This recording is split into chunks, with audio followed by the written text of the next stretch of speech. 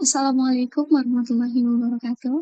Selamat pagi, selamat siang kepada Bapak dosen dan teman-teman sekalian. Pada kesempatan ini saya akan mempresentasikan hasil ujian akhir semester saya, yaitu analisis dampak gejolak harga terhadap pola konsumsi rumah tangga yang dianalisis menggunakan pendekatan teori ekonomi mikro. Topik ini penting karena konsumsi rumah tangga merupakan komponen terbesar dalam struktur PDB Indonesia, sehingga perubahan daya beli memiliki implikasi yang luas terhadap stabilitas ekonomi nasional. Kita masuk ke latar belakang masalah. Secara struktural dapat kita ketahui, konsumsi rumah tangga menyumbang sekitar 53 hingga 55% terhadap PDB Indonesia. Artinya pertumbuhan ekonomi sangat bergantung pada daya beli masyarakat dengan persentase sebesar itu. Meskipun pertumbuhan ekonomi relatif stabil di kisaran 5%, data tersebut menunjukkan adanya tekanan pada daya beli. Inflasi tahunan Januari 2026 mencapai 3,55%, tertinggi dalam 2 tahun terakhir. Inflasi pangan, khususnya komoditas seperti cabai dan bawang, mengalami kenaikan signifikan. Gejolak harga ini terutama berdampak pada kelas menengah ke bawah, yang proporsi pengeluarannya untuk kebutuhan pokok jauh lebih besar dibandingkan kelompok atas. Untuk memahami fenomena ini, kita menggunakan teori mikro, yaitu hukum permintaan, elastisitas, kurva Engel, serta efek pendapatan dan substitusi. Dapat kita lihat data terbaru dari BPS dan Bank Indonesia, pertumbuhan konsumsi rumah tangga masih tumbuh di 5,11% pada triwulan 4 2025 dengan kontribusi 53,63% terhadap PDB. Namun, terdapat fenomena menarik ya, yaitu pada Januari 2026, proporsi pendapatan untuk konsumsi turun menjadi 72,3%, terendah dalam 6 tahun. Sementara itu, tabungan justru meningkat. Indeks keyakinan konsumen naik ke 127, menunjukkan optimisme. Tapi konsumsi tidak meningkat secara proporsional.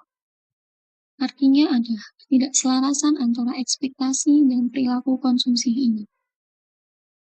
Hal ini mengindikasikan adanya precautionary saving atau tabungan berjaga-jaga akibat ketidakpastian harga.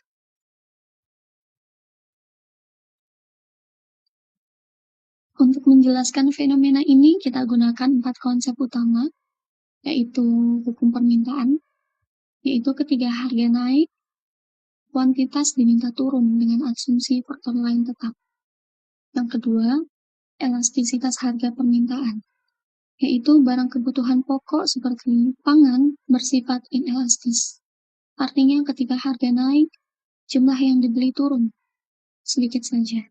Akibatnya total pengeluaran justru meningkat.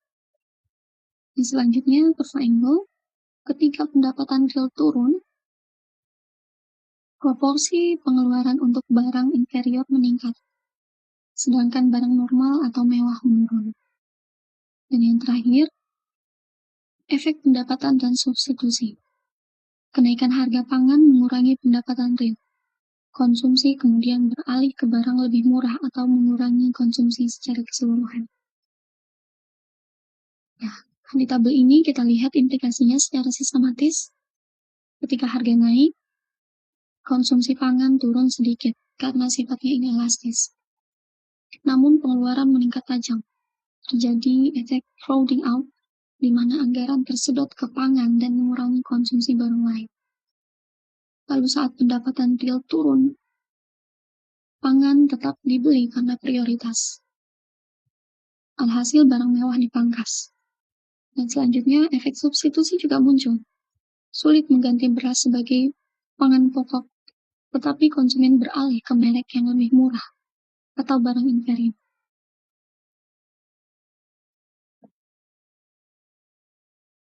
Inflasi pangan ini menyebabkan efek pendapatan negatif. Kurva anggaran bergeser ke kiri karena daya beli turun. Dampaknya, konsumsi barang non-esensial seperti rekreasi atau durable goods berkurang. Pengeluaran untuk pangan tetap tinggi meskipun kuantitas stagnan atau turun. Dan terjadi pergeseran ke substitusi yang lebih murah, seperti beras tadi, atau dari daging ke tahu dan tempe.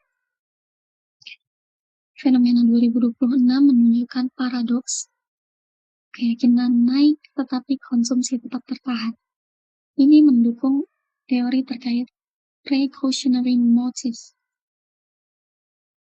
Selanjutnya, analisis terkait ketidakmerataan. Kelas menengah atas relatif lebih tahan terhadap inflasi, namun kelas menengah bawah mengalami tekanan besar. Upah real tergerus, beban konsumsi meningkat, risiko utang konsumsi naik. Dalam teori mikro, marginal utility of income lebih tinggi pada kelompok berpendapatan rendah. Artinya, kehilangan Rp1 pada kelompok ini jauh lebih menyakitkan dibandingkan kelompok kaya. Karena itu, gejolak harga bersifat regresif. Gejolak harga tahun 2026 setelah dianalisis dipicu oleh beberapa faktor, yaitu cuaca ekstrim dan gangguan rantai pasok yang menimbulkan efek bullwhip effect. Bisa kita lihat musim yang tidak tentu ini. Selanjutnya, kenaikan tarif listrik dan transportasi. Karena di tahun sebelumnya kita mendapatkan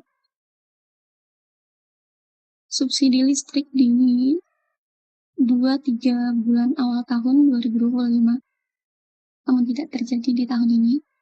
Dan yang terakhir ada lonjakan permintaan menjelang Ramadan dan Idul Fitri.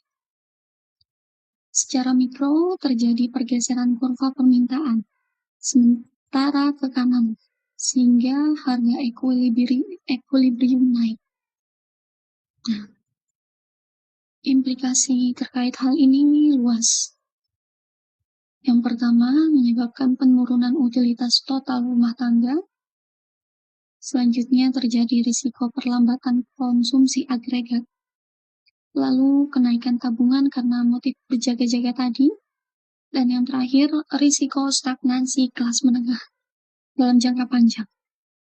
Karena konsumsi adalah motor utama PDB, 50% ke atas. Tekanan daya beli berpotensi menahan pertumbuhan ekonomi.